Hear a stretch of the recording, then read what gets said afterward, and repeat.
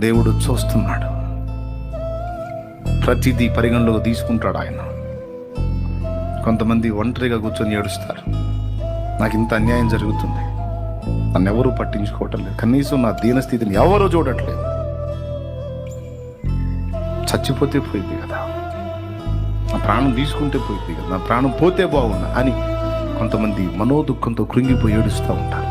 తనను ఎవరూ చూడట్లేదని, తనను ఎవరూ పట్టించుకోవట్లేదని బాధపడుతున్న వాళ్ళు కొంతమంది ఇప్పుడు ఇక్కడ కూర్చున్న వాళ్ళలో ఉన్నారు, లైవ్లో ఉన్న వాళ్ళలో కూడా కొంతమంది ఉన్నారు. దేవుడు నీతో మాట్లాడుతున్నాడు, ఎవరు చూడట్లేదా?